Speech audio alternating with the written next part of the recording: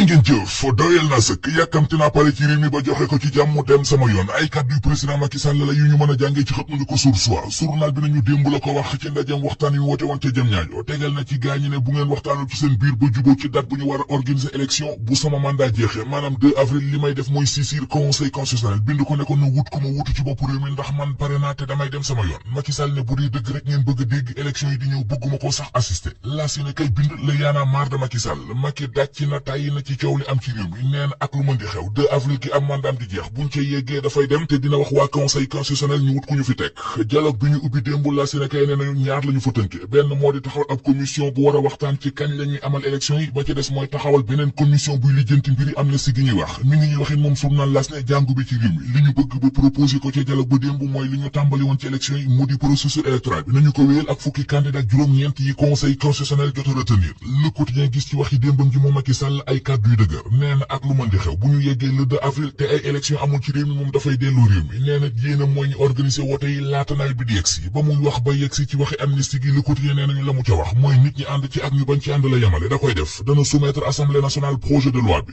Le Témoin ñu nañu Macky Sall dellu na dëggal démb ca ndajama ne le 2 avril dafay dem loi d'amnistie bi ñu fi doon wax it nee na da koy def mu di amnistie goog journal bi nee nañu mi ngi soxal li fi xewoon ci réew mi diggante 2021 ak 2024 bés bi le jour nañu tontuwaale ne waa FC 25 yi demoon démb saisir conseil constitutionnel ngir mu jàpp date élection Macky Sall nee na leen président kese mooy ki mën a fixer date élection ñi jàpp ne moom président Macky Sall dafa am lu mu nar lu mu waxul Soleil national nee nañu leeral na démb ne amul benn agenda personnel Sud Quotidien nañu Macky Sall imposé na ab dialogue am Tribune nañu li amoon démb ca jëm ñaajo manes na ko tuddee nu nekk ba mu des diisoo ki waxtaan la ñu fa gis mooy Macky Sall mu doon dialogue ak Macky dialogue bi l'Observateur mi ngi ñuy wax ne candidat yi waroon a bokk ci élection présidentielle yi am na lu mat fukk ak juróom-ñaar ci ñoom mu di 17 candidats yoo xam ne demuñu ca mu di loolu l'Observateur gis na ne xund na Macky Sall ndax dem na bay xam ne ñu bëgg ko ñu bañ ko ci yam dinaa dialogue ngir ñu juboo ci date bi ñu war a organiser élection yi Walf Quotidien ñu juboo googee nag mu di consensus bi du yomb Serigne Thiam dib gëstukat maanaam ab chercheur mi ngi ñuy wax ci xët mu njëkk Walf Quotidien li am démb mu di dajale aw nit ca jam ñaajo naan dañuy diisoo ko waxtaan ngir jàpp date élection yi loolee ay caaxaan la